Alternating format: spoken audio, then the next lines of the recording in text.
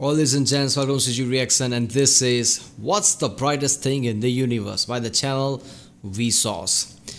Yeah, this is quite famous science channel, and yet I have never seen a video from this channel. I don't know why, I just never came upon it, even though I'm really a science and especially space nut, but yeah, I've never seen video from this channel.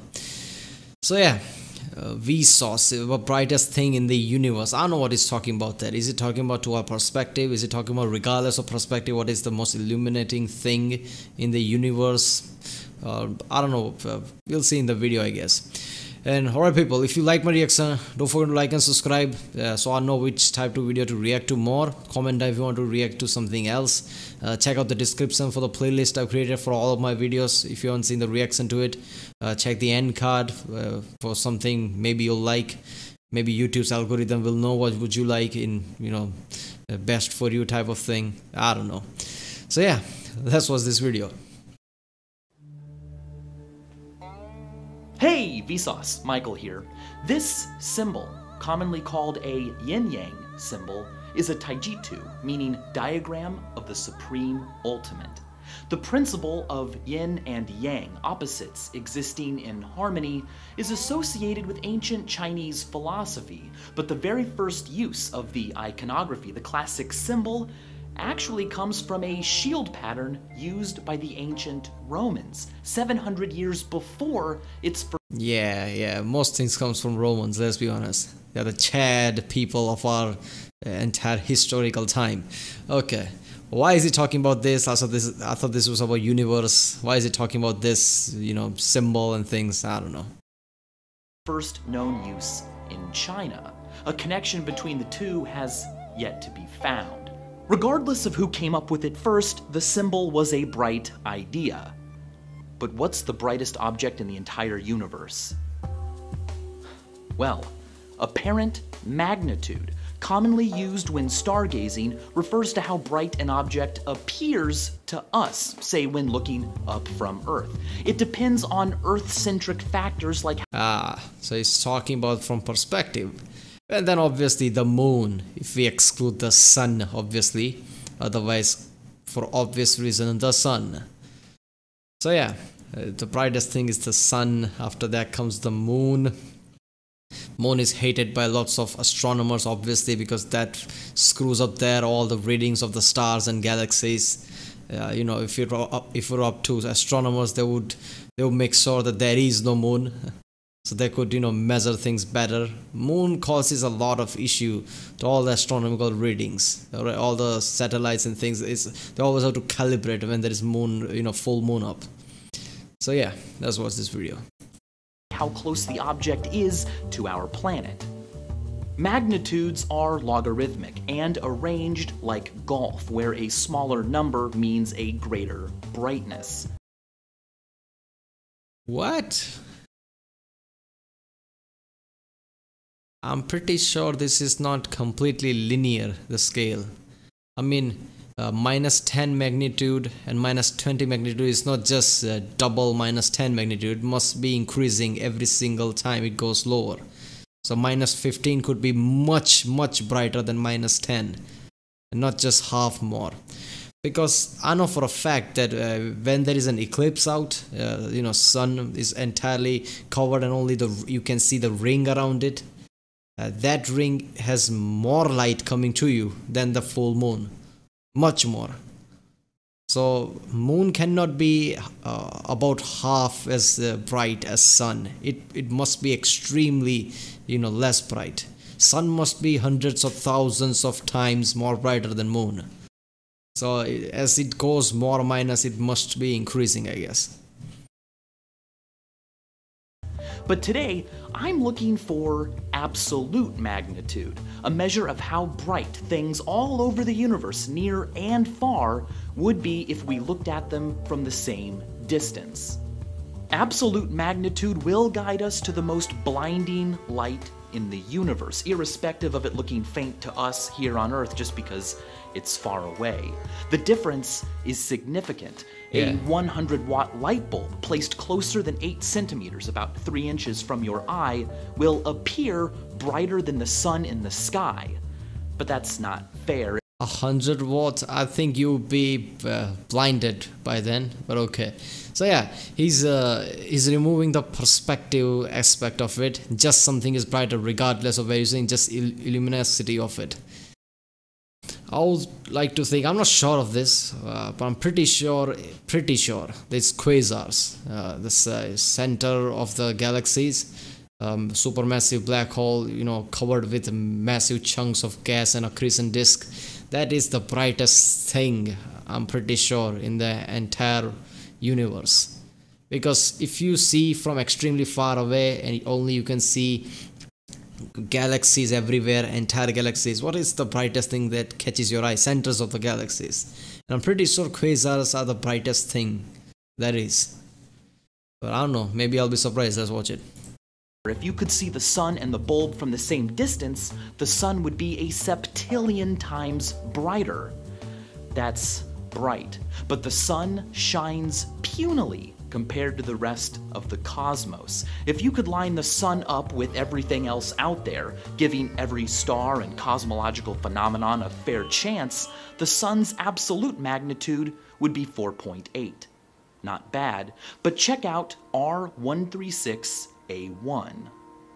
This nuclear-fueled beast isn't the biggest star in terms of volume, but it's 256 times more massive than our sun. It's the most massive star ever found, and it's also the brightest. Remember that lower absolute magnitudes are brighter. R136A1. I mean, yeah. Volume is not everything. Some stars can be the massive in sense of a volume, but the mass would not be necessarily big. So density matters. So yeah, it doesn't matter if its volume is the biggest or not, but if it's dense and has a, you know, it's really bright, I mean, yeah, it makes sense. Isn't 4.8 like our sun. It is negative 12.6, which means it is 8.7 million times brighter than our own sun. But R136A1 isn't the brightest thing out there. When a giant star dies, it explodes violently in what is known as a supernova or hypernova. As I mentioned in my video. Oh, okay, so he's also counting that. I don't know, man. Then definitely hypernovas must be more brighter than the quasars. The hypernova is really bright. I mean, you could see it from extremely far away with a massive flash. Video, How Hot Can It Get? Supernovas can eject terrifying flashes of radiation known as gamma ray bursts, arguably the brightest electromagnetic events in the universe. A typical gamma ray burst releases as much energy in a few seconds as our sun will release all together in its entire 10 billion year lifetime. If WR104, a gamma ray burst future candidate, directly struck Earth with such a beam for only 10 seconds, astronomers predict it could deplete 25% of our ozone layer and lead to mass extinction and starvation. The largest thermonuclear bomb ever detonated didn't do anything close to that, and it was exploded right here in our atmosphere. Whereas WR104 is talking about Tsar Bomba, but yeah, that wasn't big. We are talking about, you know, astronomical things. There's a reason why something's called astronomical. That's to explain that it's ridiculously big. I mean, you can't really compare it to Tsar Bomba, can you? I mean, astronomical events are extremely, you know, the scale you can't comprehend really, because we are puny compared to even our solar system, let alone entire universe. From, you know, Saturn or beyond, it's extremely hard to even detect Earth. 8,000 light years away. You can't even see it with your naked eye or a pair of binoculars. But gamma ray bursts are merely brief events lasting only a few minutes at most, sometimes just a matter of milliseconds. If you want the brightest, sustained thing, you'll paradoxically have to look at the darkest thing, black holes. Quasars. To be fair, dark matter is ostensibly darker, but because dark matter has been hypothesized to not even interact with light, with electromagnetism at all, calling dark matter not bright is kind of like calling your peanut butter sandwich a not fast airplane. It's not really even the same category. Black holes, however, do interact with light, reflecting so little, well, they don't let any escape, at least not in a form resembling the way it came in. That's dark. But the intense energies created by black holes in the process of eating things like stars is anything but dark. Gas and debris from the stars they eat swirl into arcopluvian cosmic gallows known as... Yeah, I mean, accretion disk is, a disk of gas that heats up extremely because of, black holes' gravity, and that's what's that's what you see, the bright thing from the distance, quasars basically. And sometimes even jets of streams shoot out of black holes. Why? Because so much matter is trying to get in. Obviously all of it cannot, so some of them just shoots out in the air. So people have this misconception that the beams of light coming from black holes are from inside of it. It's not inside, it's just so much matter trying to get in, all of it can't, and some of it just shoots out. So yeah, the accretion disk is the brightest thing. So basically supermassive black hole, a chunk of gas that obviously in the center of the galaxy, and accretion disk combined is a really bright thing. I think quasar is the brightest things in the universe. As accretion disks before making their final death plunge into the black hole. In the disk, debris spins at unfathomable speeds, pulled around by a black hole billions of times more massive than our sun. Friction in the accretion disk generates heat on a level difficult to fully appreciate. Just as hot things glow, the disk does too. So brightly, it has its own name: a quasar. Quasars shine thousands of times more brightly than even the brightest stars. I'm kidding. It's scarier than that. Quasars shine thousands of times more brightly than galaxies containing billions of stars. The first identified quasar, 3C273, has an absolute magnitude of negative 26.7, making it 4 trillion times brighter than our sun. That's really about bright. 100 times more luminous than the total amount of light produced by the entire Milky Way. If you put 3C273 33 light years away from us, it would shine as brightly as our sun, a mere 8 light minutes away. Oh, damn. Alright, so I guess whenever you see those Hubble pictures of galaxies, they are kind of, not really, what would realistically you be seeing, I guess. They are just, brightness are kind of, adjusted. Because if the way he's saying that quasars are brighter than all the stars of the galaxies combined, then, if you're some being looking from outside and seeing all this galaxy, you could barely see, galaxies and stars around it because of the quasar. The centers of the galaxy would, outshine things around it. So it would be hard to see, yeah, that's a galaxy with stars around it, since quasar would be really bright. Blocking the brightness of a quasar with a coronagraph reveals that quasars exist in the centers of galaxies that are larger than them in area, but are nonetheless drowned out by their light. Such galactic centers are called active galactic nuclei, the bulk of their energy spewing forth in the form of a powerful radiation jet, the length of which puts even our solar system to shame.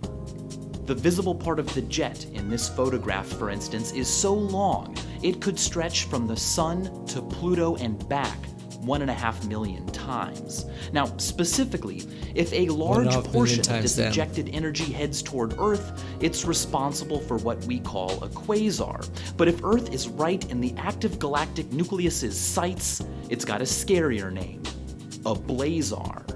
And it's blazar 3C454.3 that clocked in the greatest brightness ever observed.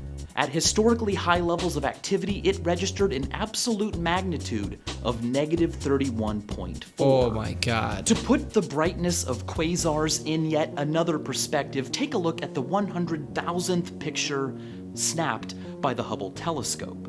This is a star a few hundred light years away, and this thing looks just about as bright, but it is a quasar 9 billion light years away. Whoa! 9 billion? Few billion, sure, 2, 3, 9 goddamn billion, that's really far, man. The farthest light that can come at us is like 13 billion light years away, obviously. That's 9 billion light years, and look at how bright looks. It's really bright, man. Damn, that is awesome. I knew quasar would be brighter, but not at this scale. Space always, stuns you, I guess. Doesn't matter how much you know about it. 9 billion light years away. Why are quasars so far away? Well, a quasar is not forever. They are billions of light years away, which means the light we receive from them, the pictures we take of them, are pictures of things happening billions of years ago.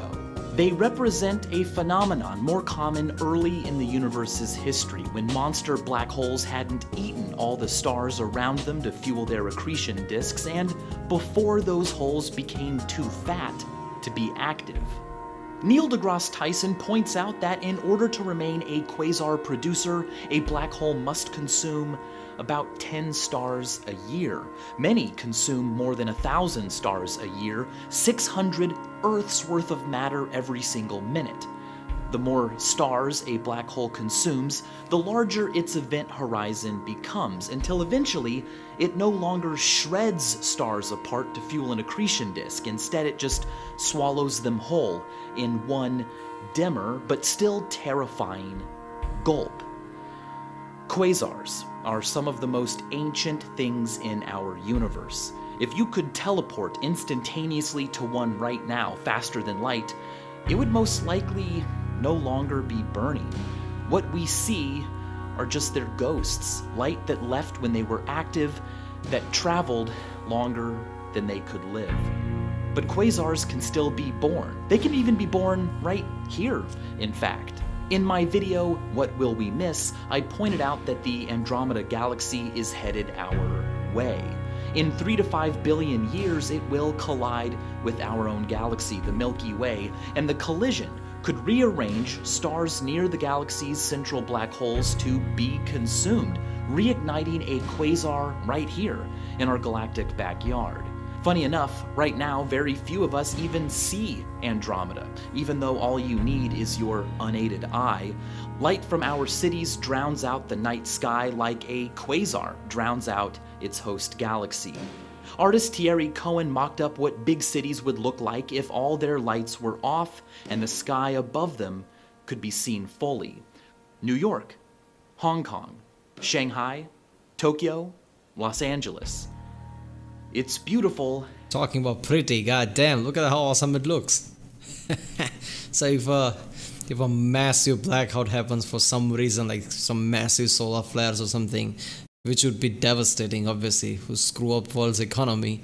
But that's what would you see, I guess, huh? I mean, obviously, you have to also take into account of all the, pollution in the air, but still. And rare. In the 1990s, during a blackout in the city of Los Angeles, a number of residents actually called the police. They were afraid of mysterious glowing clouds hovering above the city. What the f- They were seeing our galaxy for the first time in their lives. Man, talking about staying in bubble, how can you be living in these massive cities and be so clueless? How the hell would you not know that even though I can't see it, I know that's just a galaxy and there's stars? At night, artificial lights allow us to see what's around us, but we lose what's above us.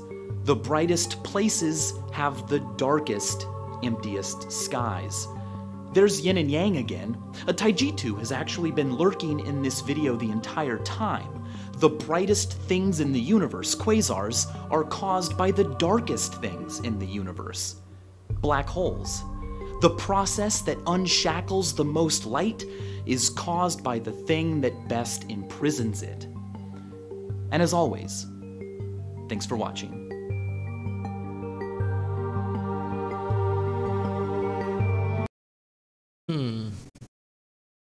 mean, it's not really yin and yang. Black hole is just black hole's gravity just makes it, so the friction lights up the gases. But yeah, in the end, friction happens because of the massive gravity, and massive gravity is what's causing black holes. So yeah, in a sense, it is. Man, I love the way he explained things, man. I can see why he's so famous.